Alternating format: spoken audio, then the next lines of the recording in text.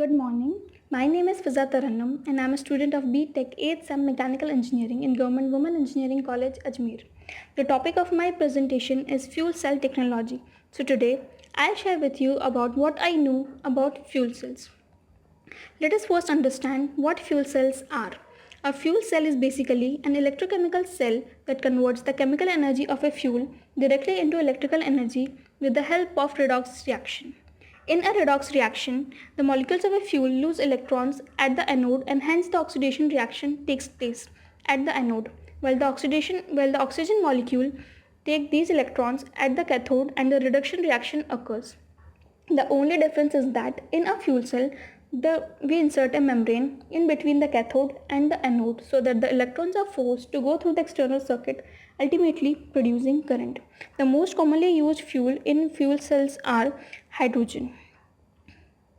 Let us now see about the parts of a fuel cell. A fuel cell basically has four main components: the anode, cathode, catalyst, and an electrolyte.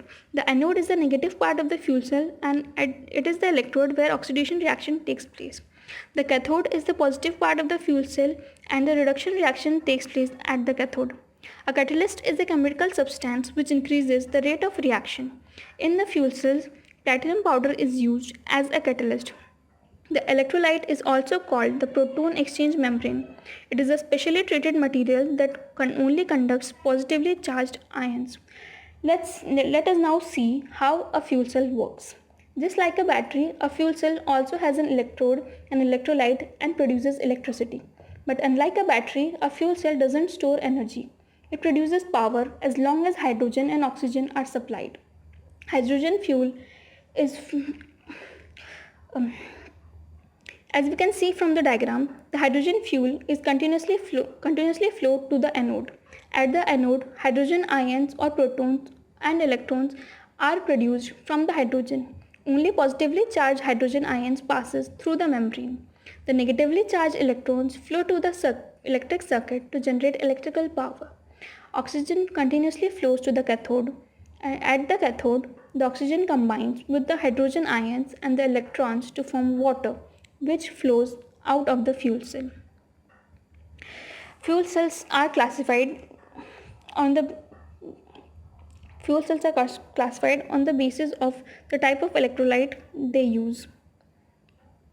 So there are 6 major types of fuel cells, each using different electrolyte and operating at different temperature. Each is well suited for specific markets. So let us now see about these types of fuel cells. The very first fuel cell is proton exchange membrane fuel cells. It is also called as polymer electrolyte membrane fuel cell. These fuel cells use solid polymer membrane as an electrolyte. Hence, these are called as polymer electrolyte membrane fuel cells. The operating temperature of these fuel cells is around 75 to 100 degrees centigrade, and the efficiency is around 35 to 60%. Because of the low operating temperature and high power density, PEM fuel cells are quite suitable for automobiles where the quick startup is required. The next type of fuel cells are alkaline fuel cells. The most successful application of alkaline fuel cells has been in the US space program, providing electricity and drinking water to all manned space missions. AFC uses only pure hydrogen and pure oxygen because of its sensitivity to carbon dioxide contamination. The electrolyte used in these fuel cells is a highly conductive aqueous solution of potassium hydroxide. The efficiency of these type of fuel cells is around 70%, and the operating temperature is around 23 to 70 degrees centigrade.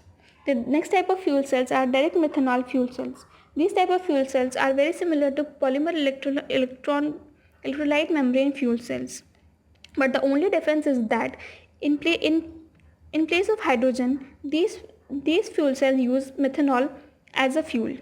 The working principle of both of these fuel cells are very similar to the PEM fuel cells. The efficiency of these type of fuel cells is around 40%, and the operating temperature is between 75 degrees to 110 degrees centigrade. These type of fuel cells are used for small portable fuel cell applications such as cell phones or laptops and computers. The next type of fuel cells are phosphoric acid fuel cells. The phosphoric acid fuel cell is the most commercially developed. It's already been used to generate power for hospitals, ho- hotels, and office buildings. It can operate on a variety of reformed hydrocarbon fuels and uses ambient air to provide oxygen. Phosphoric acid fuel cells operate at a more than 40% efficiency. It operates effectively at an ambient pressure and at a moderately low temperature, nearly around 150 degrees to 200 degrees centigrade.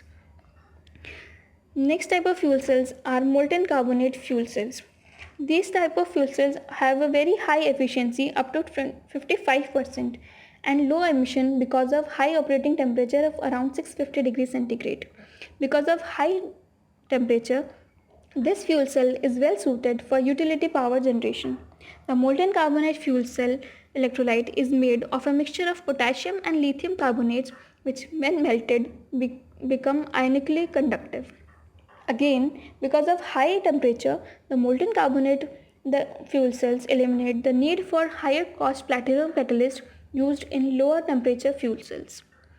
These fuel cells are inherently simpler and potentially more cost effective.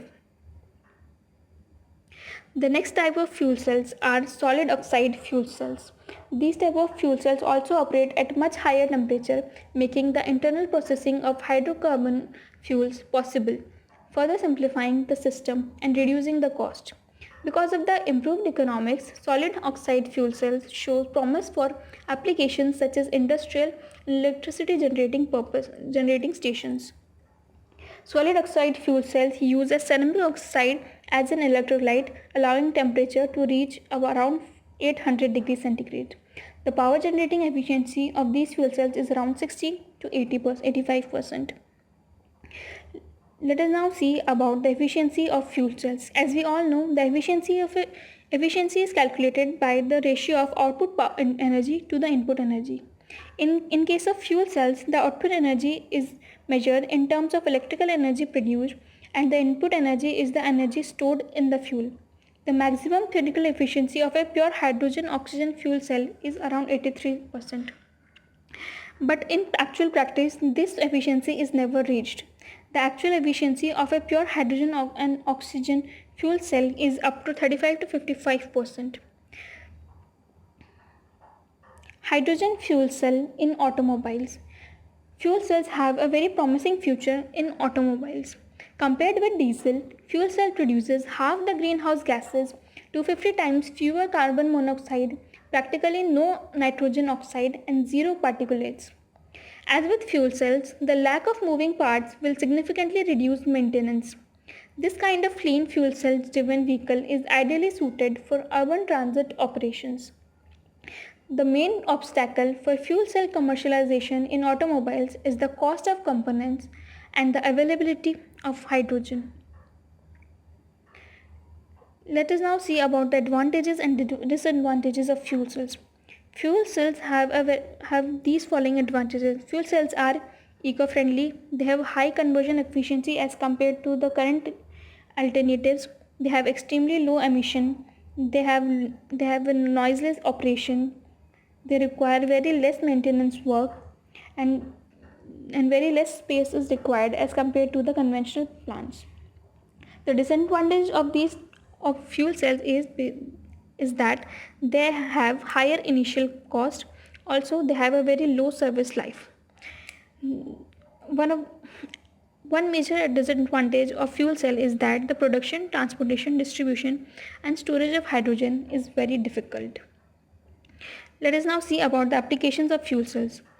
The first commercial use of fuel cells was in NASA space program to generate power for satellites and space capsules. Fuel cells are also being used in remote locations such as in spacecraft, communication center, rural locations, including research station and other military applications. Fuel cells are also suitable in cogeneration. Cogeneration is the combined production of heat and power from one fuel source. The system generates constant electric power and at the same time produces hot air and water from the waste heat. Fuel cells are also suitable for in portable application, such as they can power cell phones and for 30 days without recharging. Laptops can also be powered with the help of fuel cells for about 20 hours. Fuel cells also are fuel cells are have a wide range of applications in automotive applications, then niche transport applications, and in fueling stations also. So from the presentation, we can conclude that the fuel cells have a very promising future.